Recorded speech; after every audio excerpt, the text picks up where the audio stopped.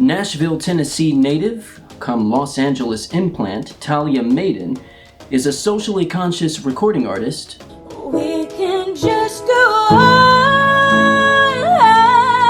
like this. filmmaker, and photographer. She has a new music video out called The Prettiest Girl in LA. In a moment, we'll talk about the origins of that project and also find out more about her background as an activist and artist. We must open up our minds and take a look inside. I bet we find we hold all the answers to life. You're watching RXG exclusives.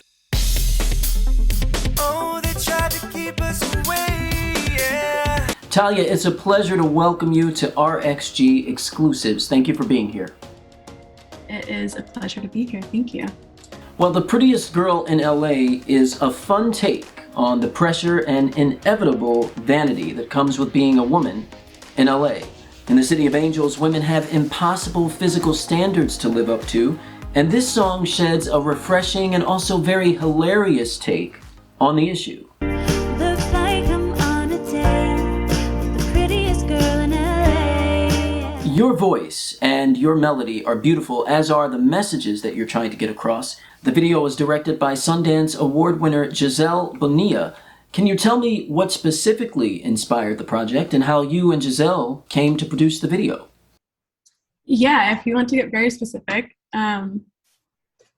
it was probably about a year and a half ago, or just over a year ago. I was dating a man, as I want to do, and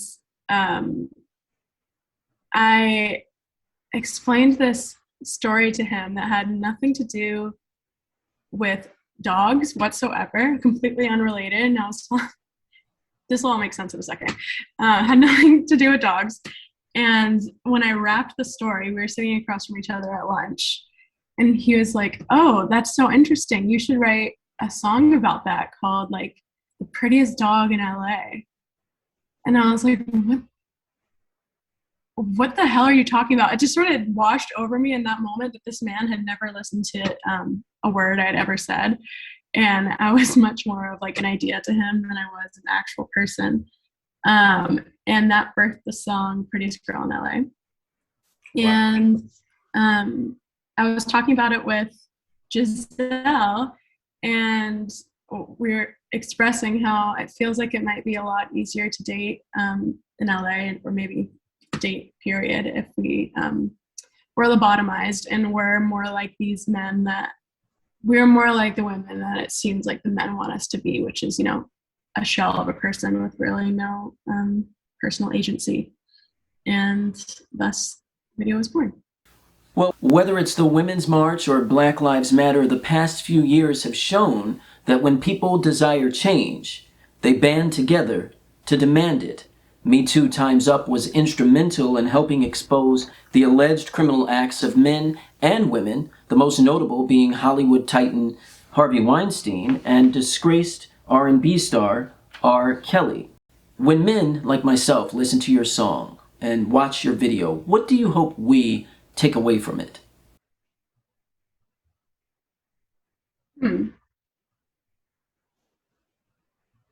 You know, my song is about a really small symptom of a much bigger and more serious problem.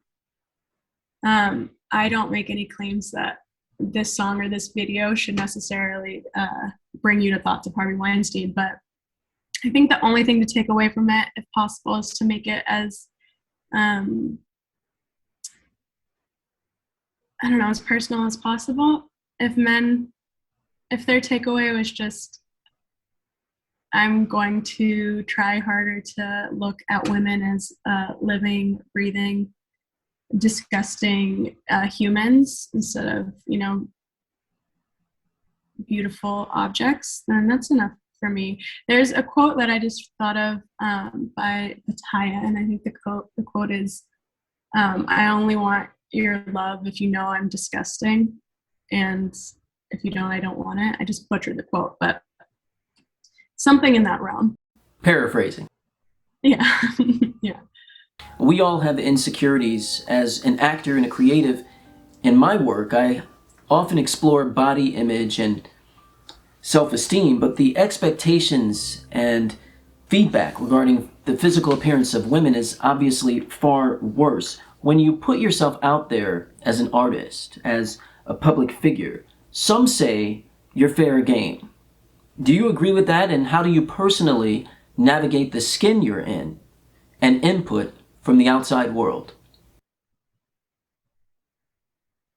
Sure. I mean, I think, sure. Yeah, of course I'm fair game, the same way that anyone else is fair game. I mean, I'm not in the business of telling people what they should and shouldn't say, but whether or not you have something negative to say about the way I look or the way anyone looks, that's just up to you and your moral code. But no, I wouldn't die on the hill that you can't be mean to me. Sure, if you want to be mean to me, that's between you and your God, I guess. I'm going to piggyback off of that just a little bit because I know that many artists sometimes fire back on social media.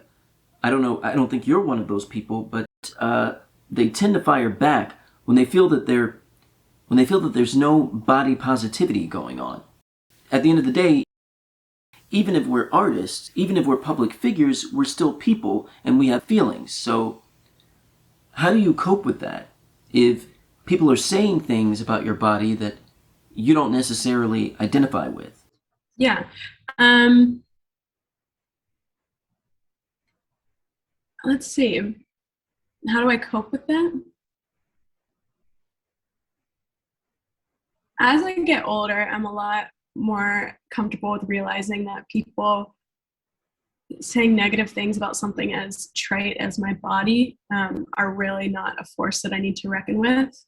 Not to say that I'm above responding or copying back or even being a bit bitchy in return, but it's so uninteresting to me. I gotta say it. Like, and I really feel bad. I know that's such a cliche, but I feel really bad for people that comment on other people's physical appearance in a negative way because it's a bad sign about what they have going on inside and how they feel about themselves. Absolutely. Now, your work as an artist also includes a prolific and poignant body of musical, photography, and filmmaking projects that centers on politics, masculinity, abuse, activism, and much, much more. When you sit down to create, I'm sure you're inspired by many things, but what is your writing and production process like? How do you take it from your mind to the page to the stage, so to speak? Okay, so it really depends based on the medium that I'm working with, but if I'm writing a song, I'm not one of those very disciplined songwriters that sits down like you're supposed to every day and, toils around on the guitar until something comes out. Unfortunately, that's not my MO, but I get a lot of ideas throughout the day, usually when I'm driving or commuting or in the shower. And I make sure to jot down a line or two at a time in my notes. And then I keep that pretty just pressed down in there until I can't hold it anymore. And then I usually have nights where I'm like, if I don't spit this song out, I think I'm going to die. And then I sit down with my guitar and I can usually just blurt it out in like an hour. And I've seen you in a music video playing the piano. You play the guitar. How many instruments do you play? That's it. Piano and guitar, and I'm not very good at either of them, for what it's worth. Oh, I don't know about that. Among your service to others was teaching incarcerated men how to shoot film and photography. Tell me how this opportunity came about and what kind of impact it made on your life. So that was when I was in college at the University of Michigan. There was a partnership with the Prison Creative Arts Project. And I got really lucky. I knew it was something that I wanted to do, so I applied and was lucky enough to be selected to do it. And it wasn't just me. There was a class of other people that I taught alongside. And yeah, so we went into the facility, the prison, about 3 days a week, and we taught photo and creative writing. to incarcerated men of various levels. So in prisons, there's like levels of security, pretty much 1 through 5. 1 is considered, I don't want to say the most lenient, but you have a lot more freedom than someone that's at a 5, which is typically like psych. So there are levels 1 through 4. And we all just gathered in a room and shot portraits. It was great. Was that something that you had any misgivings about beforehand, or were you really excited to jump in? I was excited. I was also scared. I didn't want to put myself in a situation that was unsafe. And also, it's a men's prison. I was a young woman. I am a young woman. And I went into it sort of knowing that I might have eyes on me in a way that I wasn't comfortable with. And that's not unfounded. I think, that's just survival instinct, and it's a reality of the situation.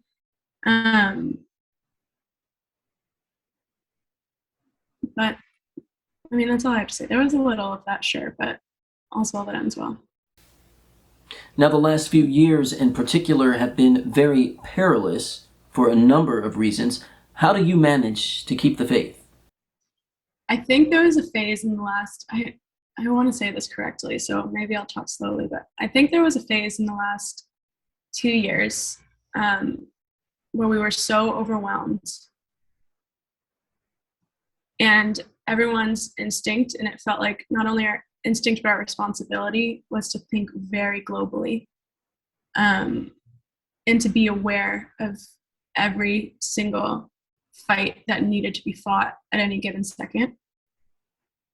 And there's value in that, and without people that can do that well, we'd be in a lot of trouble. However, I have found that I can gain a lot of grounds in becoming the person that I want to be and creating the world that I want to live in by trying to think a lot more personally and engaging with the world that I live in, the people around me. That doesn't mean that I try to shut down. I don't want to put blinders on, but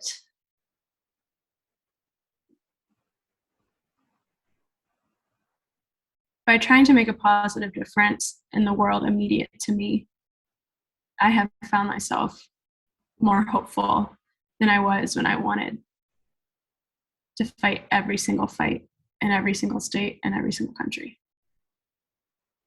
Interesting. And Talia, you began your life in Tennessee. How did you go from Tennessee to Los Angeles, and when did the dream happen? When did you say, I've got some talent. I think I really want to do this music thing? I gotta say, I don't think the dream has happened yet. Or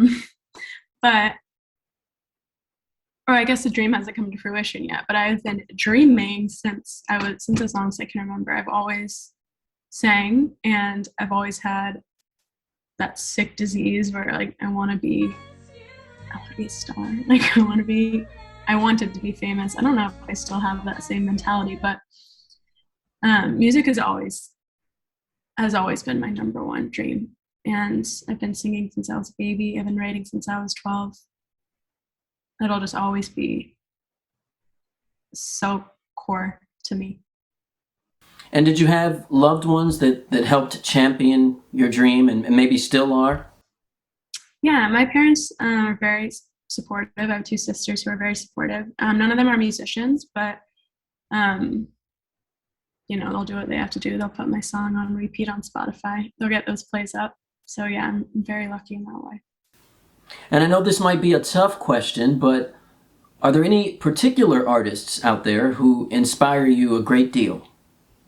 Yeah, my number one inspiration is always John Prine, who is a country folk singer who passed away during COVID, which was devastating, but he is always, to me, the gold standard of songwriting. And then I've got to say, I'm a girl's girl. I'm Taylor Swift through and through. I'm the Dixie Chicks. I'm Casey Musgraves. All of that is really inspirational to me. And would you say that your particular genre of music is country pop? Because the music I've heard of yours, I hear a lot of different influences there. Yeah, so I'm trying to reclaim the word country. I think it's a really bad rap. Do I think that my country is, you might hear it next to a Luke Bryan song? No. But since I think at the core of everything I write, there is that John Prine songwriter influence, I'm sticking with country, calling it country for now. But again, to me, I just call anything that I write on guitar country, which is probably not correct. But country pop, the alternative, whatever you want to call it. And Talia, do you think that musicians or artists in general should reflect the times that we're in? Is it our mission as artists to make sure that our work says something? No, actually, I don't believe that.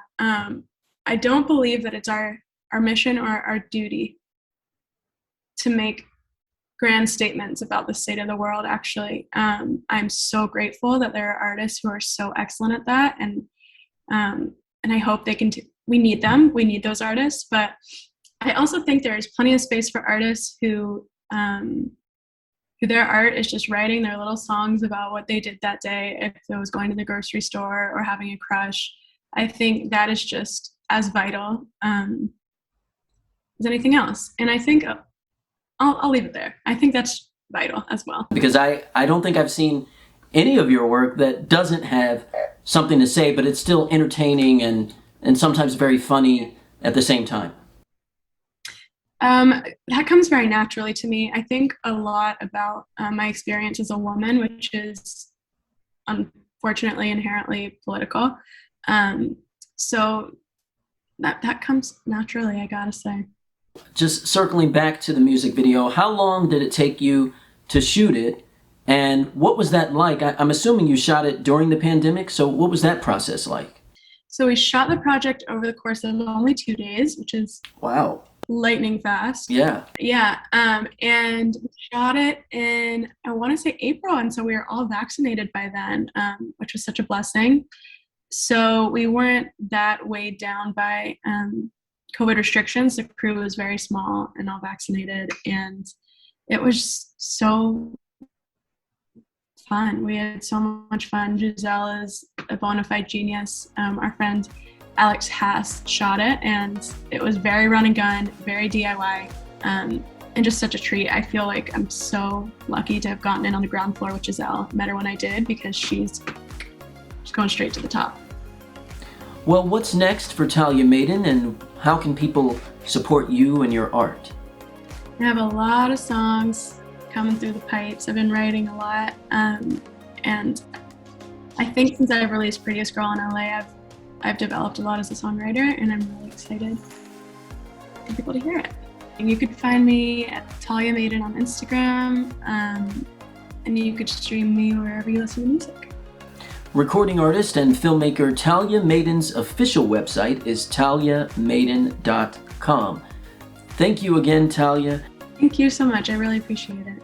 And thank you for watching RXG Exclusives. I'm Robert X. Golphin. Until next time.